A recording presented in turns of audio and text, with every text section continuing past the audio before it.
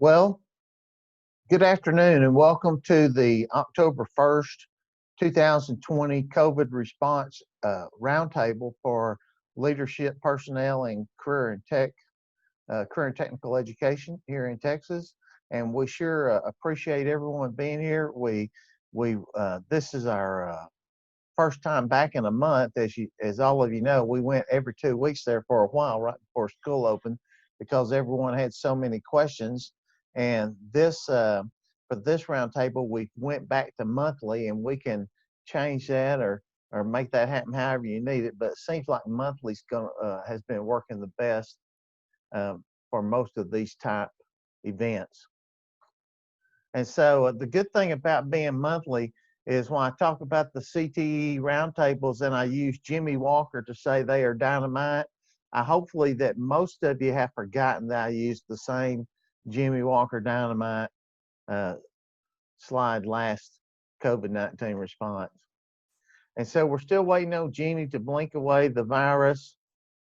But until then, we rely on TEA to give us support and guidance. And today, actually just a little while ago, Austin released this statement.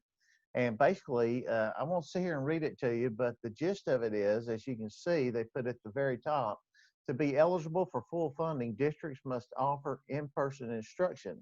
And so given the need for flexibility and adapting to COVID-19, TEA announced today that it extends the current minimum funding guarantee established for pandemic an additional 6 weeks, which for most but not all districts means a funding guarantee for the entire semester. And if you remember, they came in several weeks ago when they opened up and they said, well, the first 6 weeks we're going to give you funding based like it was before the pandemic hit, your standard funding rate. And so it comes on, and then the districts would have to revisit this in 6 weeks. So TEA revisited like they said they would, and they continued their extension. They extended out that attendance policy. And so it's going to go through the first 18 weeks of the first semester, regardless of changes in enrollment. And further funding adjustments will go as the second semester is addressed. The minimum funding guarantee addresses the slight decline in Texas enrollment, but it also goes in here and it offers a statement that taxpayers in Texas are not expected to fund school systems for students that are not being eligible. So ultimately, school budgets will continue to be based on enrollment, and this hold harmless extension provides time for the enrollment picture to stabilize. And school districts that have been approved to offer a hybrid-only instructional setting may continue to do so. And Commissioner Morath, when he made this statement he said, given the uncertain nature of this public health science crisis, then they're giving as much support and flexibility as possible to school districts to ensure that balance the need for student learning without the desire of the health and safety of the students, teachers, staff, and families. And so this is really not necessarily, it's breaking news that it just come out, but it was something that we all expected from even back in the beginning of school. Again, there's really not a lot of news. This is going to be more of a traditional roundtable where it's for the members to come in, they ask questions, and we'll throw out the topics to the group and then find out what some of the best solutions are. But I always continue to encourage you to be the expert in your district and make sure that you're staying up on top of the latest support guidance for not only health, but also attendance and enrollment. Again, just to remind you, we get calls every week or every month after this. The programming that we have going on at the current time is with our next gen administrators, our coordinators, our new CTE Academy this month will go into its third session. We have COVID roundtables for this group, which includes administrators, But we also have roundtable groups for law enforcement teachers and education and training. And also Lindsay is monitoring the CTAT Facebook site, and she is picking up on seeing if we need to add some more instructor roundtable topic areas. The Midwinter Conference, I think, is about to be finalized and will be virtual again. Robin may want to address that later on here. And then also we're doing continue to do district program evaluations. Make sure, if you haven't, to go to the CTAT YouTube channel and subscribe. All of the roundtables that we do, we record and we put up on the Career and Technical Association of Texas YouTube. So hit that subscribe button, hit the bell, and get notified when we post a new one. I may be a famous YouTuber one day. Not very likely to be my guess. And so every week we kind of say help is on the way, but it seemed like it's a little bit further away this time than it has been usual. But they do have several that are in tests. But it looks like even when a vaccine is established, I heard on the news today that it would be in the summer before it's fully implemented. So this may this type of school setting may be with us a while. Okay, so we're at the questions and discussion section, and I'm going to stop sharing. I'm going to throw it back into gallery view, and okay, we had a couple of questions about the sound, and if anyone has any questions that they'd like to throw open to the group, now is the time.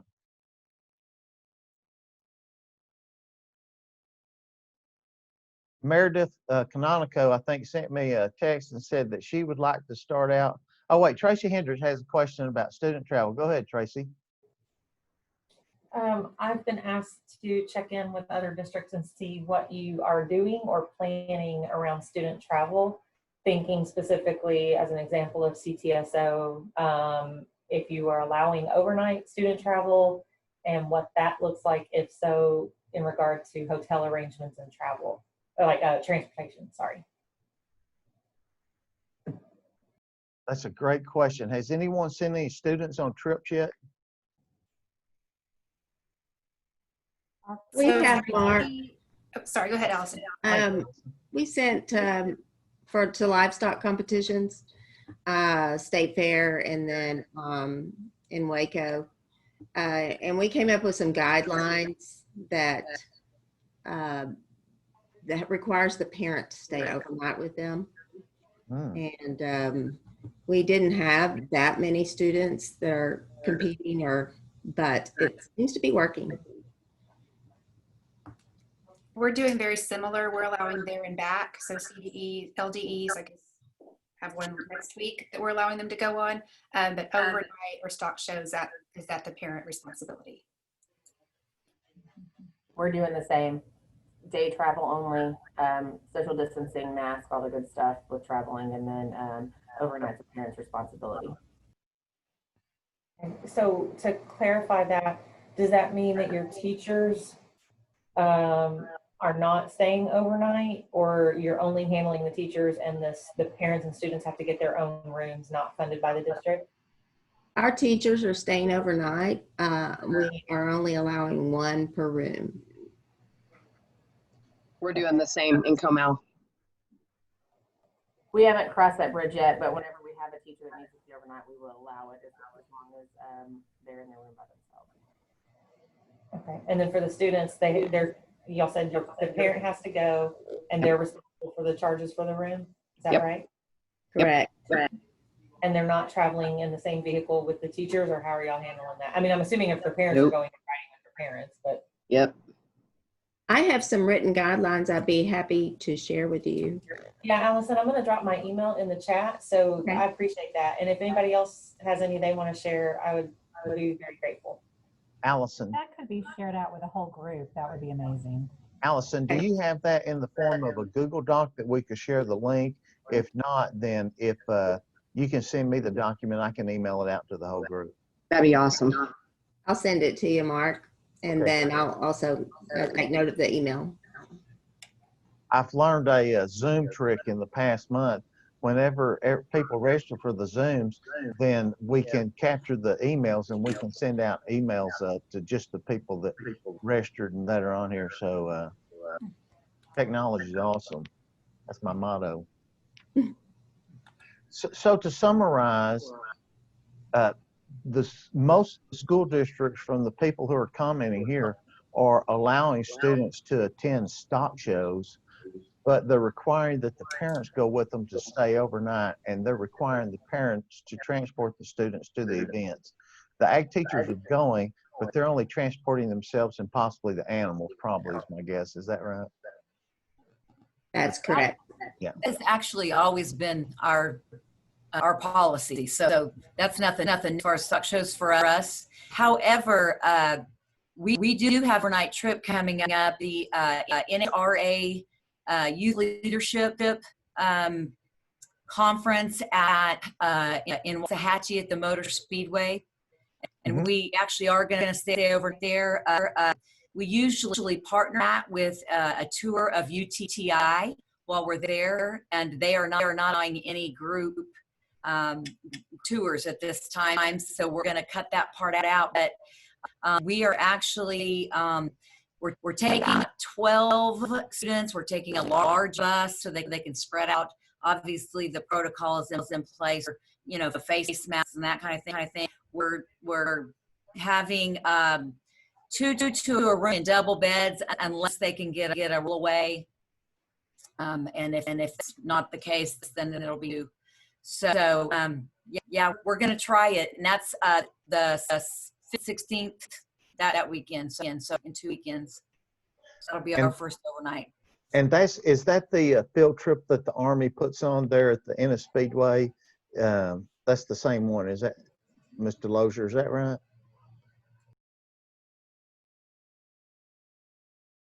Mr. Lozier, is that the event that the Army puts on?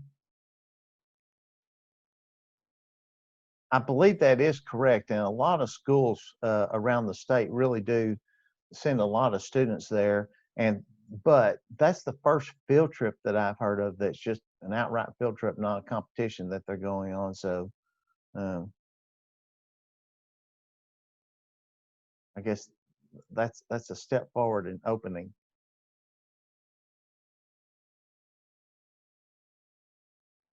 If Jason Hudson's on here, I know they worked up some guidelines too for their students to go on field trips.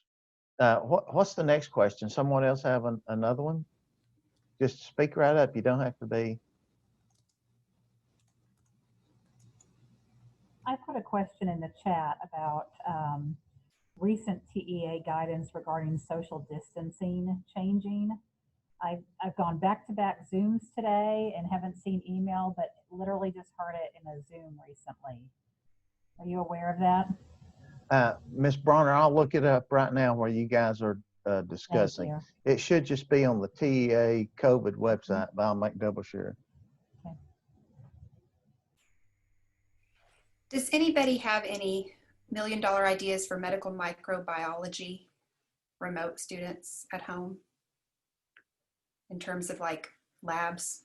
Or Rachel, we found one called Labster, and it actually is post-secondary and high school.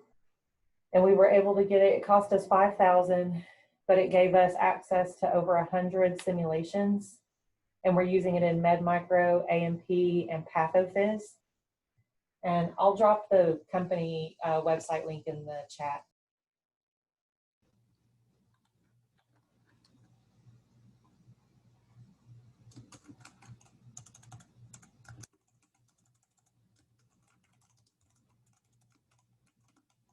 Oh, and it does work on Chromebooks.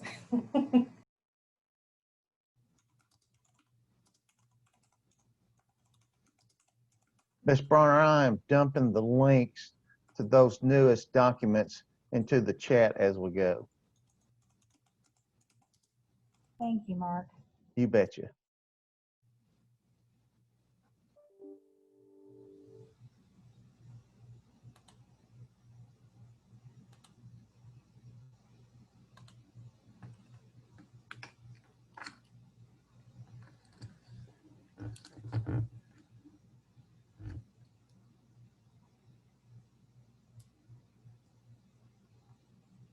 Who's next? Ms. Kanako, you're at a brand new position. Surely you have a comment or a question or a complaint? We aren't doing much right now. Our kids just started this week in person, and we only have, I think, 40 in person. So there's not a lot going on right now with us going places and we don't have 12th graders yet. So we don't have practicums. So. That does bring up a good point, though. For those of you that have students in practicum, what's going on about students leaving the campuses or going to the practicum? Are you seeing any type of impact, or has it kind of gone back to normal-ish, the students going out into the community for their practicums? Weatherford is pretty normal except for health science. Health science is still a struggle, but the rest of our programs and community members are still taking internships. We just added a little a line into our MOU with them that just says that they need to be following industry standards while our students are there related to COVID. And so you guys are about to start going back in health science, or was that just for everything else?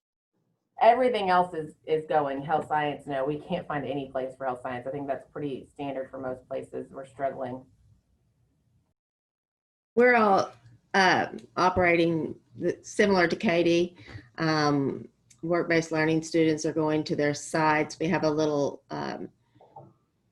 statement in the training plan to follow COVID guidelines.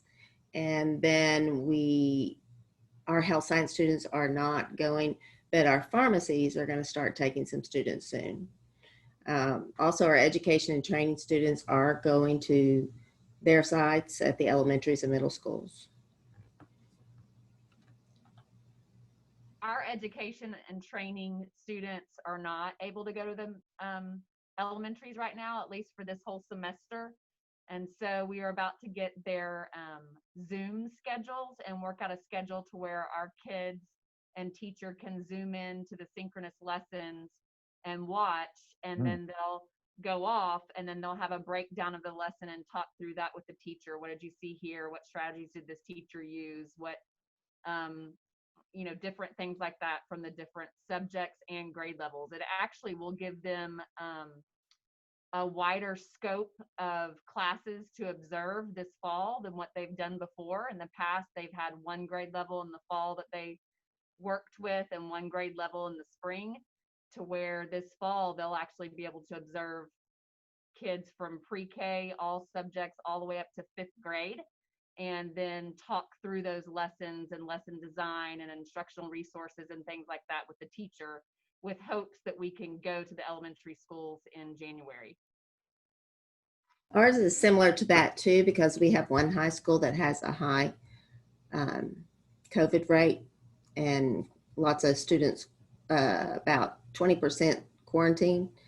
So that high school, the interns are probably going to start Zooming for a little while. And then, but they already have their teachers assigned to them. We're doing something similar with our education students, and one thing that we found to be helpful so far, and I guess it's only an issue if there's security concerns, but the interns have to name themselves in the Zooms as RST intern. That way all the elementary teachers know who they are. And it just helps alleviate that risk of someone being let into one of the elementary Zooms that they don't recognize.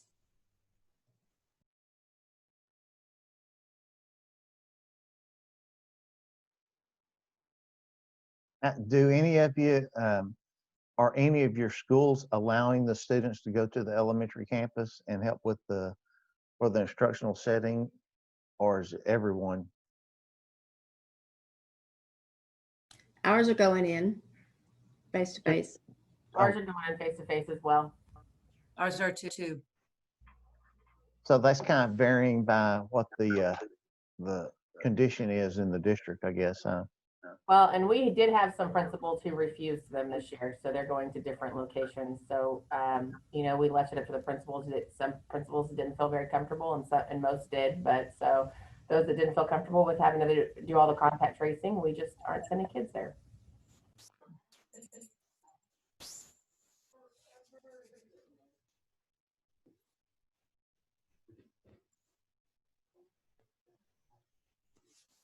How is IBC reimbursement going for everyone? Does anyone have any questions? That, of course, if you don't know, then IBC reimbursement, the deadline has been extended out to November 2nd. So how's everyone doing with that? Anyone have any questions for the group about IBC reimbursement?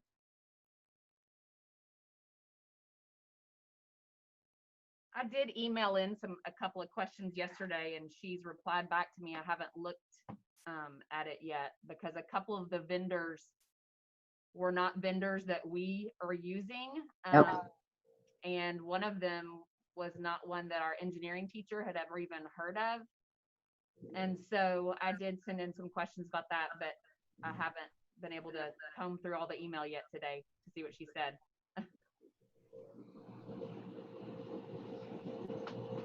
How many of you have gotten back a reply to use, what is that, 665 number, whatever it is, to use the other vendor other than on the list? Has anyone seen that yet?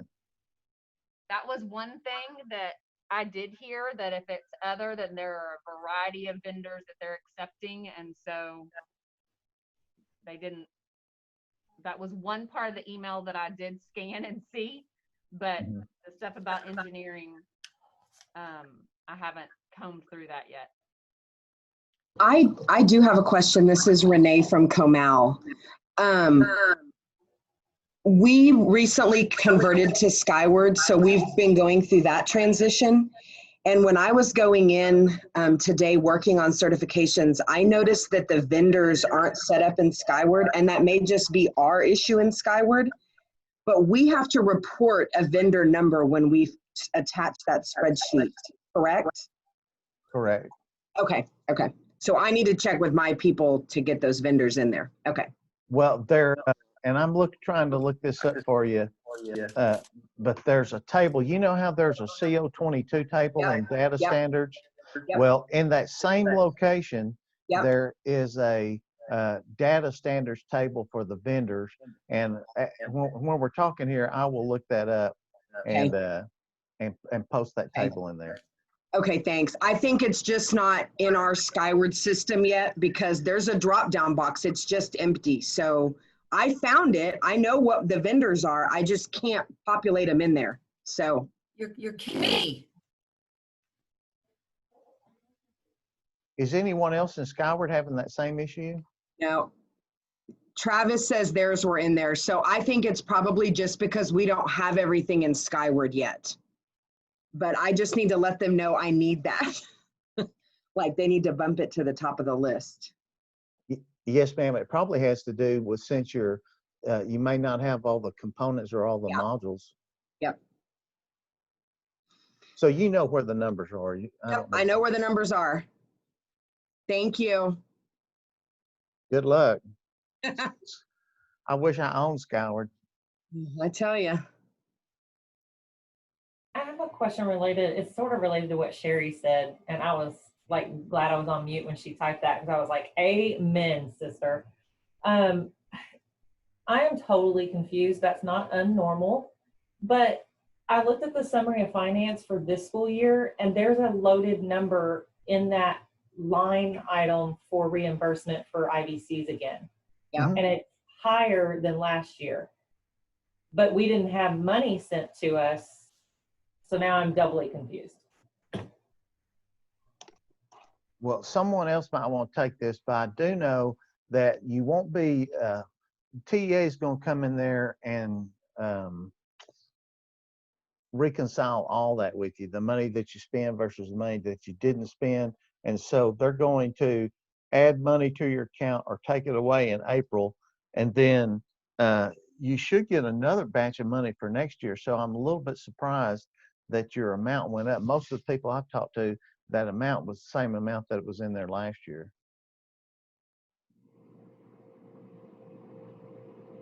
I guess I'm trying to figure out why there is an amount on the summary of finance. Like, are they anticipating that's what is going to be allocated for this year? Because we didn't even come close after all the COVID stuff. So I was like, wow. I mean, we're talking like almost $20,000 more.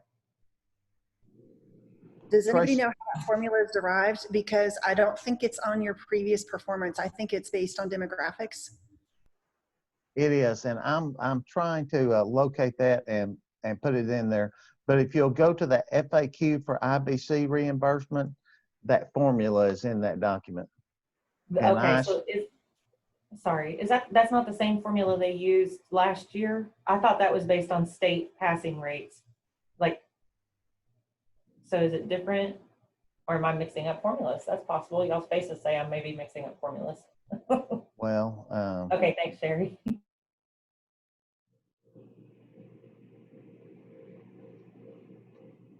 my internet's running. Oh, here it comes. Okay, I'm going.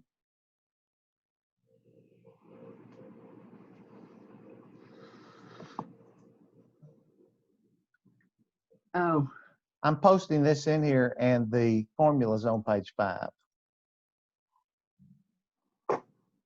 thank you, Mark. Betcha. So I have different funds too than last year. Mine's down, but it's different. It's a different number this year than last year. I didn't think we were getting more money this year. Well, if you look on there, it has how did the state calculate the advanced funding, and they talk about the settle up process.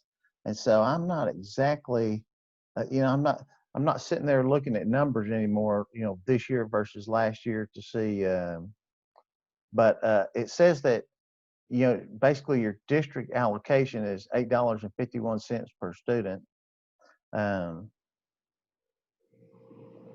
of course, that's come through a very long formula when you pull that up and look at it.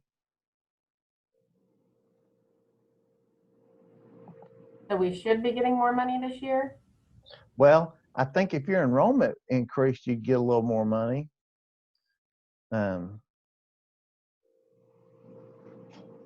But as I'm reading it, Katie, if you look on that formula for under Section E for school finance, they just follow that formula and you get what you get. And then they settle up the following April. If you didn't spend it all, they take some back. And if you spent more than that, you might get a little more if there's money available at the state. Robin, could you speak to the idea of that being a legislative priority? Is that something that's too specific? Is it we have to wait and see what happens this first go round, or what are your thoughts on that? So, well, I think we'd have to approach it carefully because it's not necessarily CTE specific. This legislation was included in House Bill 3 as an initiative for overall college career military readiness. And so obviously, there's a whole list of things that school districts can spend that money on. And so it's not prescribed necessarily on how you carve up those funds. So we'd have to approach it carefully because to say that we want to undo anything that supports flexibility for college career military readiness is probably not something we want to do. So we would have to consider. Well, I think this one was specific to the IBCs only, not the CCMR outcomes bonus or exams, but just the IBC. I think. Oh, well, then I am misunderstanding because I thought, and Sherry can jump in too, I thought that it's confusing because you're having two buckets of money come in for the IBCs. So walk me through that. Hey, it's Sherry. Can you hear me? Mm-hmm. Yep. What 2 buckets of money are you talking about, Robin? Well, because they're, like you said, they're front loading that college career military readiness money. Yeah. And so I guess what you're talking about is it specifically related to funding for IBCs based on what you have reported as students having earned and what you paid for those? Yeah, it's just, in the past, and I don't know if I understand your question, so I'm just going to explain it in my head about what I see as the issue. So I know they gave us the money because districts were saying, hey, we don't have the funds to be able to purchase these exams and do that. And I get that, because if you've got a section of like 6 kids, no, you're not going to be able to get out and start setting stuff up. But for those of us who either already had it or have the funds because we have higher enrollment, it's really difficult when we do testing in, let's say, April and May for exams on Certiport, and you've got to have everybody in to calculate your dollar amount and what each exam was worth or not. And our budget year ends on June 30th.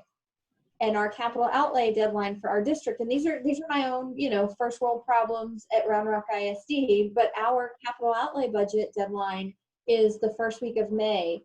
So if I have a ton of money that, now that we've figured out what a Photoshop certification is worth, I've got to take my passing kids and make sure that the passing and failures are separated. If I've got a ton of money that gets ended up, I get to keep, I've got to hurry up and spend, and I don't really have the time to do it. And so that's where the woes for us are, where in the past, we applied for the money after the fact, we got our nice little check, and we kept rolling, and that was kind of our seed money for some of our programs to start. But that link that Mark just sent is the House Bill 3 Industry-Based Certification Examination Reimbursement and Frequently Asked Questions. And I mean, it's very specific and tied to, even in the formula, like with CTE enrollment and how it's calculated. So I don't think this one in any way is commingled with general CDMR funds, but I could be wrong. But I mean, it goes as specific to talk about not putting it on PIC 22. It needs to be PIC 99, and those types of things. And the difference. It sounds like, okay, go ahead, Mark. Sorry. No, I'm sorry. I was just saying, if on the summary of finances, what you're talking about is the college assessment, the college preparation assessment reimbursement, which is line 37, and then line 38 is the certification reimbursement. And that line 38 is where they use that formula to put it in for the district money. And I'm a little bit, what you guys, Rachel, are wanting to go back to where you just submit in a spreadsheet like the old days. What would you be asking for legislatively? That was the legislative. I typed it in there first, and then Rachel spoke up about it. But okay, I'm sorry. Yeah. No, it's totally okay. I'm just saying I'll claim that one if nobody likes the idea. But it was so much easier because we had the time to do it, and we could wait and calculate everything, and know all of our students had taken the test, in our time frame for the year. It's just hard because these are industry-based exams, and they're supposed to be taken at the end of a sequence. And when you truly do that, like at the end of the school year, it makes it really hard to make sure your finances are calculated. And districts who have, a September 1 start day for your fiscal year, it's probably not an issue at all. But it's really difficult to figure that out. And then I have no idea how the settle up thing works. And I know finance will figure that out because they're way smarter, but it's just the old way of, hey, this is what passed. These are the kids. This is what they're worth. Give me my $50,000 check. And it was less money, but there were less exams to get reimbursed on also. But I would politic to go back to the old way, but that's just me. And so I guess my next question is this related to administrative code at all, or is this really procedurally through the agency? Ooh, yo no sé. I don't know. Does anybody know? I'm not sure, Robin, but this is the last year we're going to have to submit it this way. From now on, everything will be in your student management system and submitted through PEEMS, so we won't ask you put them in, so we won't have to do it this way ever again. And I kind of like getting the money up front. Did we know this year? I see the number in summary of finance, but as far as I know, we didn't get any money. No, I mean, I don't understand how they're going to settle it up, but I like having, knowing that we have the option to get that much if we earn that many certifications. Oh, yeah. I guess that's where I'm confused is if we have two different amounts on our summary of finances from last year and this year, are we getting more money this year? Because I haven't been told that. I thought it was going to be a 2-year settle up, right? Yeah, that's what's really weird. We're settling up for 1920 in April of 21. And then I'm assuming we would settle up for 2021 in the following April. If, you know, but I don't know if that's what they're going to maintain. I think Well, that is correct. If finances runs so far behind, I mean, the lag when the state actually settles up with our districts is actually almost a full year. Like they don't settle summary of finances for over a year after your fiscal year is done. It's nearly May of the following year. So I have a secondary wondering about this thing that they gave an example in the FAQ, and I reached out to Tracy at TEA and she tried to call me. I missed her, so I'll check back. But there was an example of a student who took 2 exams, one in 9th grade, one in 11th grade. And it's that whole thing about choosing which one you want to be reimbursed for. But my confusion is in, they also give the example of, well, if the student changes to another district. And it talked about not only the reimbursement, but also the accountability piece, and said whoever reports it first gets the accountability and the reimbursement.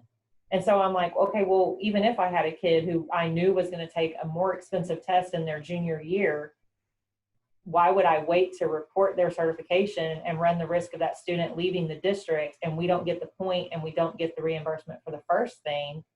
And then there's also a possibility that they don't pass the second exam. And if we're reporting every year, how do you even wait to report something in 9th grade from 9th grade in their 11th grade year? Does that even make sense? Yes. Yeah, that's a great point. I mean, whenever I talk to anybody, I always say, claim that first one, because a bird in the hand's worth 2 in the bush. That's what Festus used to say on Gunsmoke anyway. I generally agree with you, Mark, but the issue is if we have processes where kids can be reimbursed if they're paying for a certification, maybe senior year, then we take a $7 some kind of test versus a $130 test. So there's a risk both ways on that. So without a doubt, yeah.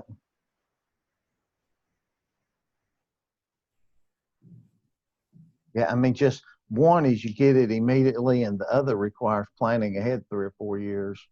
And you know, a lot happens in 3 or 4 years. As far as doing the reimbursements this way, getting the money ahead of time, we are actually getting to use the money. The old way, it was always after the fact, and it ended up not getting back to where CTE could actually use it. It didn't go back where the funds came from. So I don't know about everybody else, but we never saw it. By the time we got the reimbursement, it just went into the big pot of all the money.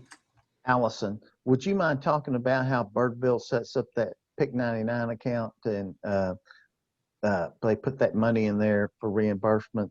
Right. From the summary of finance, whatever was on there, I worked with our business department to go ahead and give that to us at the beginning of last year.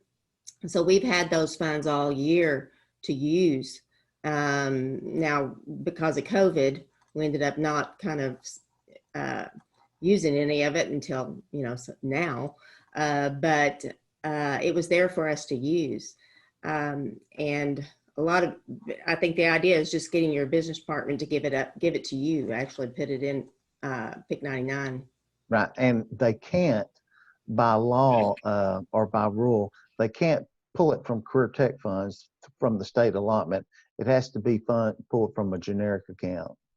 So it sounds like if we had a legislative fix, it would just be pay for all the certs whenever they're taken.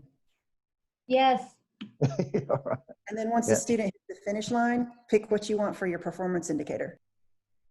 So I have a question for Allison, because Allison, we had the money too. I mean, our district has the pot of it sitting there, but our issue was like with Certiport, because we have so many students who test and we're buying district license or campus licenses, that you can't calculate that dollar amount of what an exam is worth until after all of the pass and failures are done. So how did that work for y'all? How are you accounting for that settle up internally?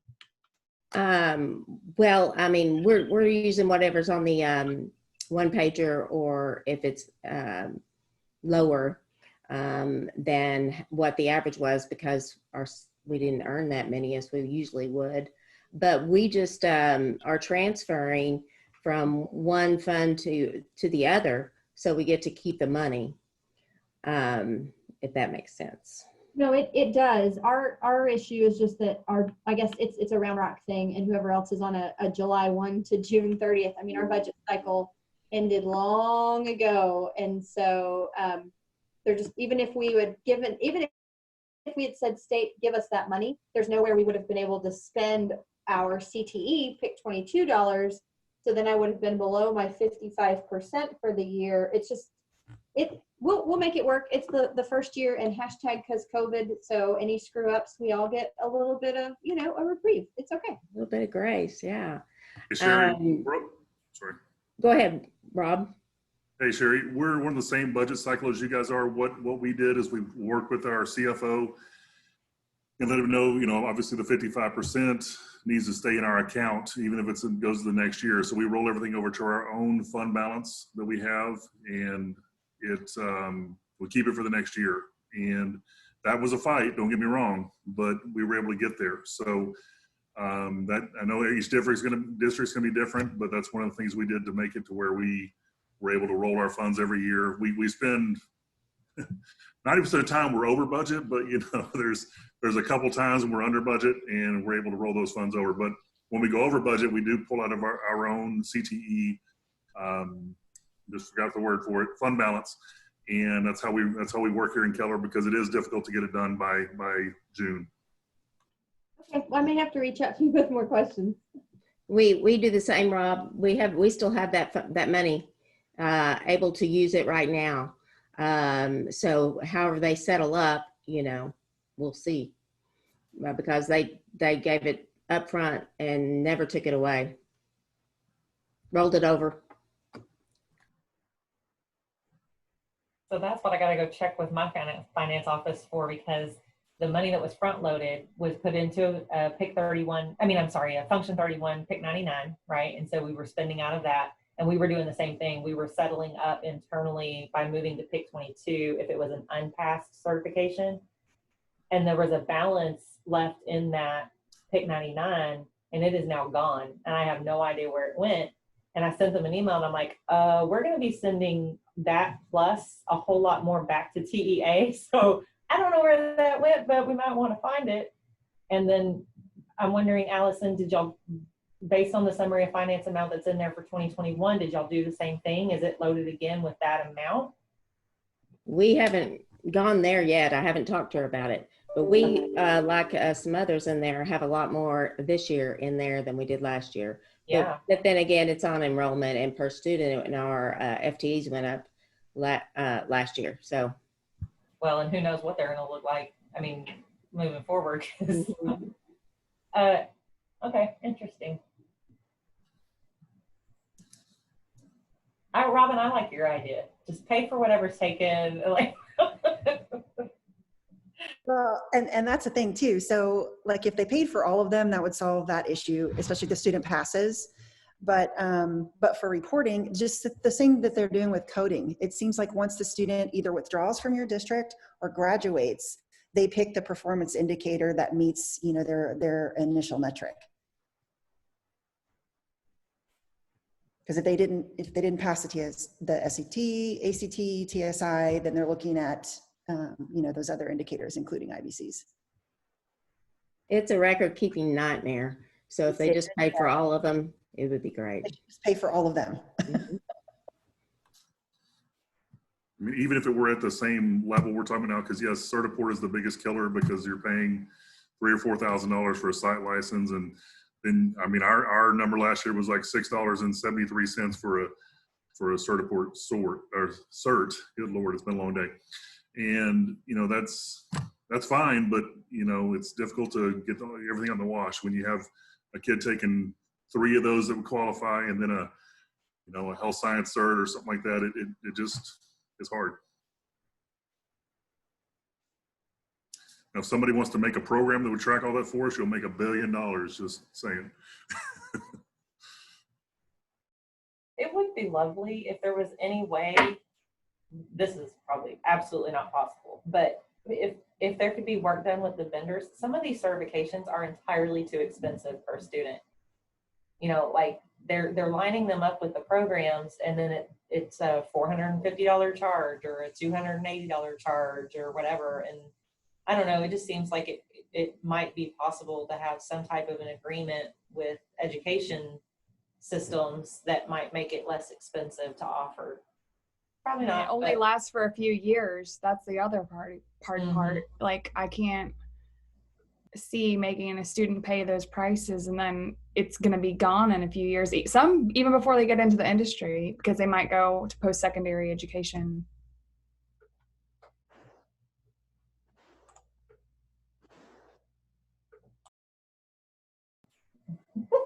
Yes, Sherry, we can agree on that. Well, can anybody Oh, think of an example where TEA negotiates a fixed price with a vendor?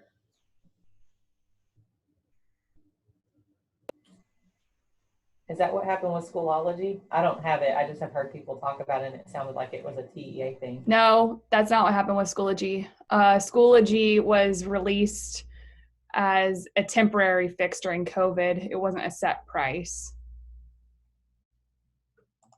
But it's free if you, TEA, but Schoology is free to any district that uses it. Is that right, Kristen?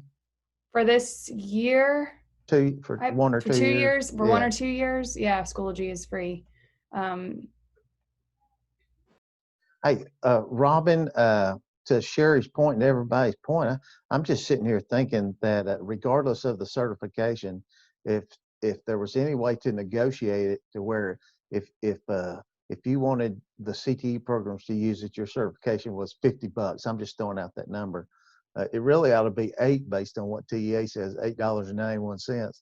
But if it was just $50, that might be a solution. That way, all certifications cost $50. But you know, it's not all certifications aren't created equal because I'm sitting here thinking through that as myself.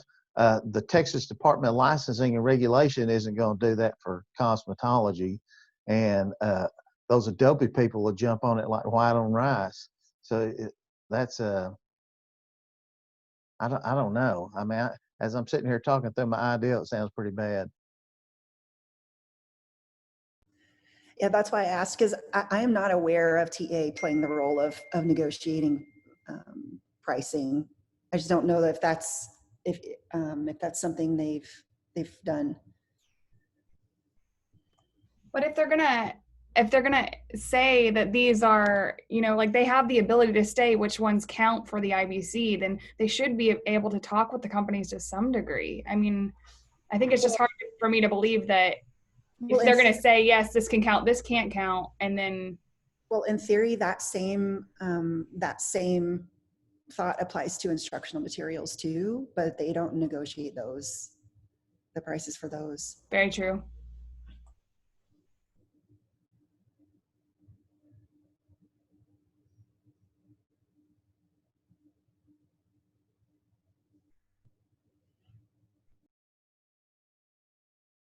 We didn't solve that problem, did we?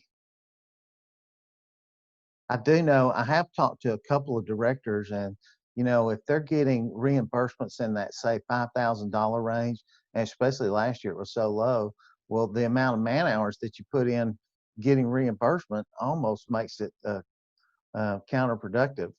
But going back to what Allison and I think Lisa were saying earlier, that if you take and once all that's into PEIMS, this is really the only year where you have to do anything extra. The rest of the time, it's just going to already be in PEIMS. And so it'll reimburse the ones that have a dollar amount and not reimburse the ones with a zero. And so it's going to be a pretty seamless process from here on out.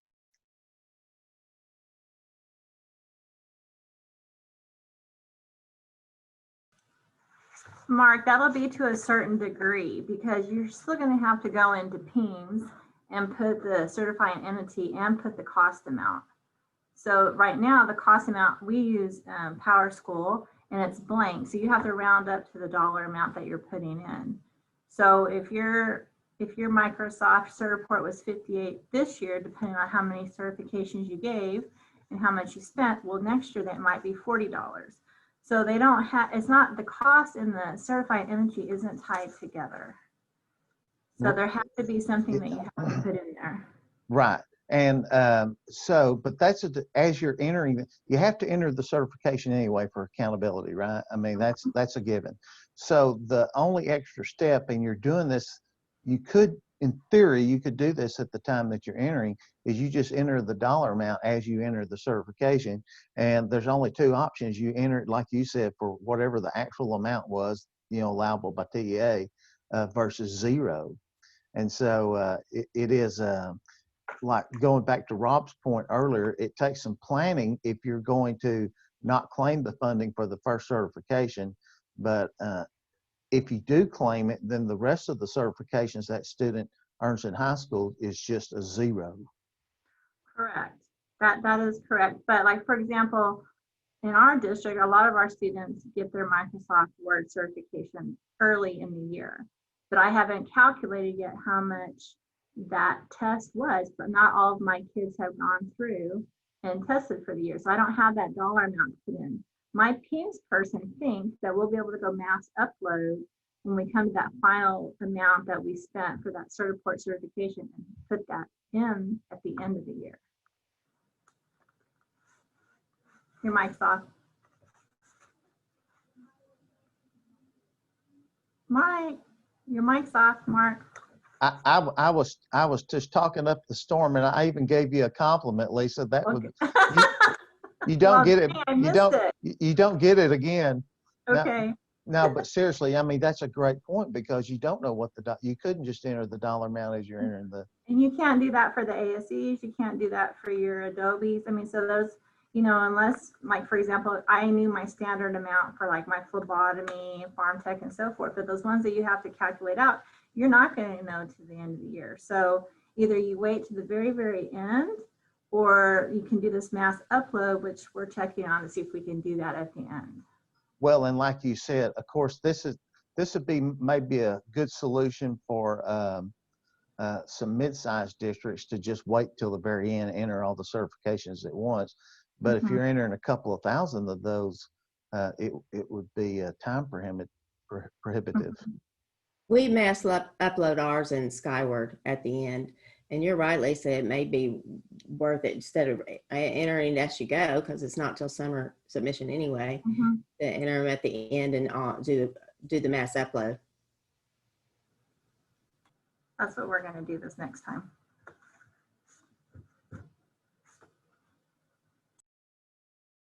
Here, Bruce has asked a question in the chat box.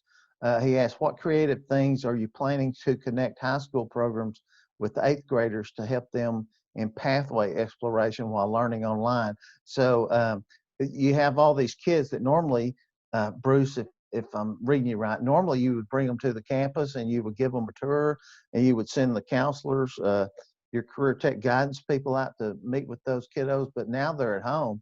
So does anyone have any innovative remote activities that you're using with 8th graders to explore the programs of studies and the career tech pathways for the remote learners?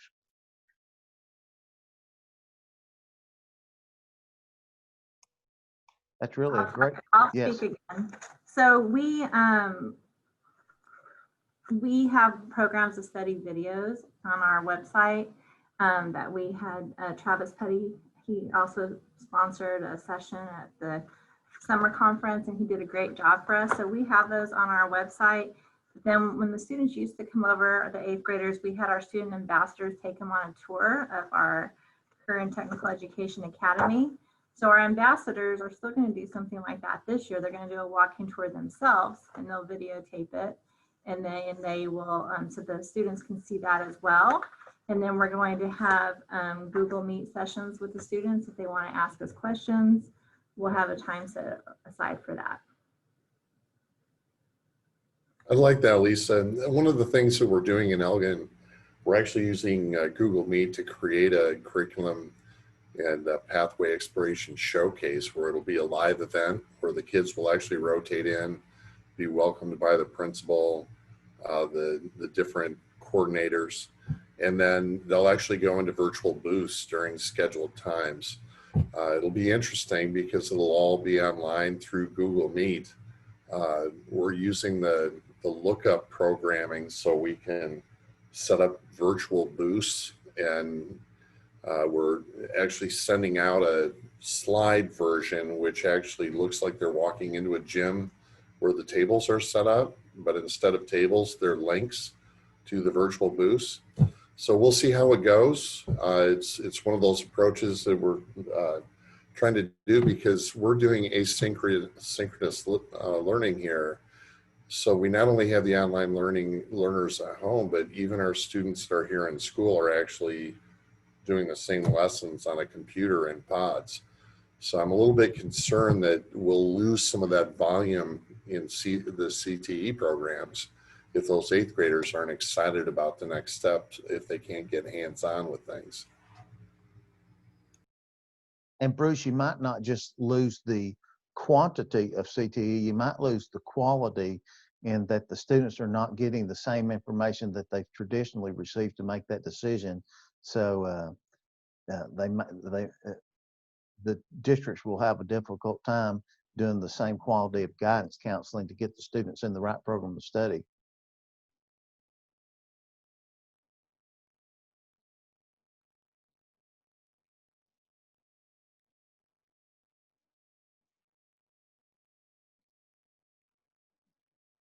I do think that those programs of study, those one-pagers that the state provides, can help in the process, but it's not a one-stop shop. Any other topics?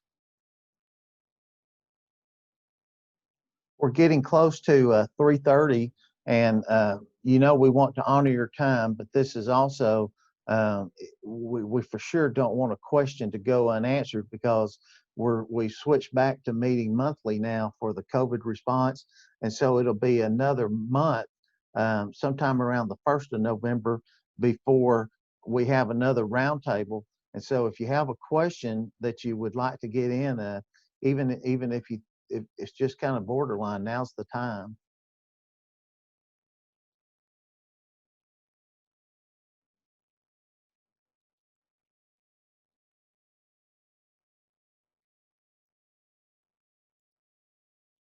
Thanks, Bruce, for sending that, and I'll send that out for you. I'm reading through the chat too. Robin, is it too early to talk about midwinter, or are there still decisions to be made, or is that something you can kind of talk a little bit about now? Well, we've sort of been rolling along since the summer on the assumption that winter would be virtual. And so our executive team is going to meet tomorrow afternoon. We're going to discuss it and make sure we're making the right decision.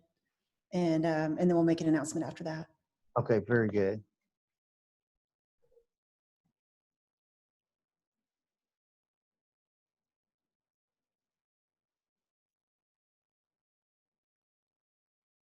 And also, Robin, I hate to put you on the spot here, but in CTAT Connect, and also you and I have visited by phone with a couple of other districts on some other legislative issues, and I know that you talk to districts all the time, but if a CTAT member has a question or a legislative issue that they would like addressed, is there a specific way that they can, is just sending you an email okay?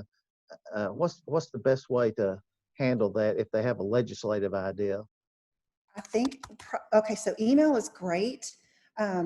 But I like to talk by phone because we can actually have that two-way conversation. But absolutely. In fact, since you brought that up, I didn't know if you wanted us to mention, we met with Fort Worth ISD last week, and they've discovered that now that they're like in their 3rd year of doing the PTEC model for early college high school, that they're actually losing money because they're not able to claim contact hours for the instructional minutes because they follow the college schedule. They don't meet the minimum required. And so Mark found where that was located in the student attendance accounting handbook. And, they just want to be able to claim the instructional minutes they're using, not necessarily more. So that's one thing that came up recently that we can work on. But yes, I mean, you guys, you are always welcome. We want to hear that if there's an issue, if there's something that can make programs better, or if it's just a question about how to solve an issue, whether it's legislative or not. And we're here to help. Yeah, and Tracy put in there that they're starting PTECs. And just to clarify, if you're having the PTEC at your school and they're following your normal school schedule, then you're fine. But PTEC also, they in many districts function like an early college high school, and the kids are actually on the college campus. And so they're not meeting the instructional minutes required to earn full V1, V2, or V3 funding. And so the issue is getting legislation established that says if you're on a college schedule, you don't necessarily get the same amount of money as a district that's doing full minutes, but you would get funding for the minutes that are required of your PTEC program. And the guys from Fort Worth really did a lot of homework on that. And I go through all that to say, kind of reiterate what Robin said. If you're wanting to jump on that bandwagon and get your points in about PTEC, ICIA, or early college high school, or even T-STIL funding, now's the time because that's on the radar.